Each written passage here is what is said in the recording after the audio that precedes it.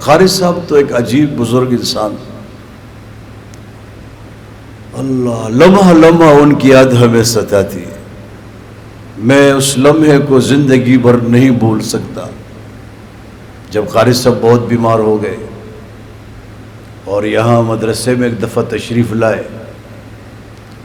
اساتذہ سے ملاقات کی، دفتر میں بیٹھے ہوئے تھے، انتہائی پیلا ہو گئے تھے، رنگ بالکل پیلا، حد سے ہو کر آئے تھے، وہاں زیادہ بیمار ہو گئے تھے. اساتذہ سے فرمایا میرے لیے دعا کرو، زندگی کا پتہ نہیں ایک بھائی کے دل کے اوپر کیا گزر رہی ہوگی جب انہوں نے یہ کلمات اپنے بڑے بھائی سے سنے ہوں گے. وہی دا مرگ سپت نشتہ اور بخانہ رہا تک ہو. چلے گئے. کچھ دنوں کے بعد دوبارہ تشریف لائے اور باری سامنے کرسی پر بیٹھے ہوئے تھے. میں یہاں سے گزر رہا تھا، میری نظر قاری صاحب پہ پڑی تو مجھے حیرت ہو گئی، قاری صاحب تو انتہائی سخت بیمار ہے، یہاں کیسے آ گئے؟ تو میں جب ان سے ملا تو میں نے کہا قاری صاحب خیریت ہے، آپ تشریف لائے سے چل لیں، کیا مسئلہ ہے؟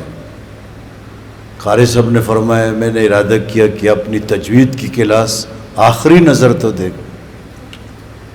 الفاظ کتنے عجیب، ایک بھائی کے اوپر کیا کچھ گزر رہا ہو. امائی اخبل کلاسیوں پہ ربیاؤ ہو رہا ہوں، میں ان کے ساتھ روانہ ہوا، چلتے چلتے وہ آخری کمرے میں چلے، جاؤ ان کی کلاس میں ساتھ تھا.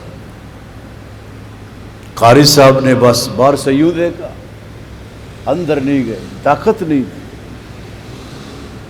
اندر جانے کی طاقت نہیں تھی.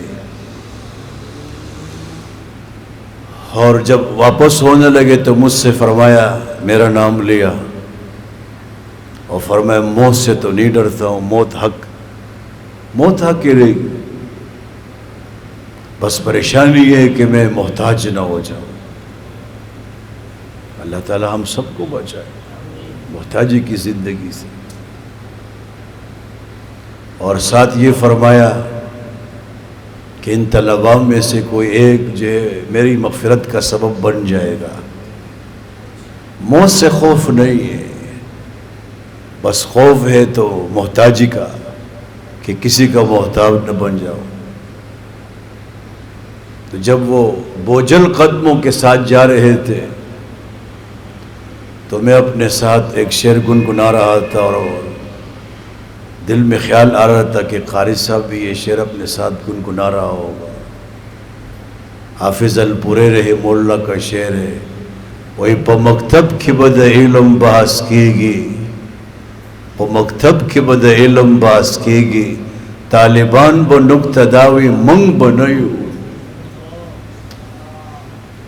اللہ کی قسم یہ میں اپنے ساتھ گنگنا رہا. پا مکتب کی مدرسہ، مکتب مدرسہ، پا مکتب کی بد علم بحث کی گی، طالبان با نقتداوی منگ بنیو. وہی ہوا، بس وہ ان کا آخری آنا تھا، پھر مدرسہ تشریف نہیں لائے، جو گئے تو سو گئے بس.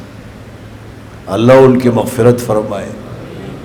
بہت سے ساتھیوں کو پتہ ہی نہیں کہ قاری صاحب دنیا سے گئے، کچھ کو یہ علم بھی نہیں کہ وہ میرے سگے بھائی ہیں.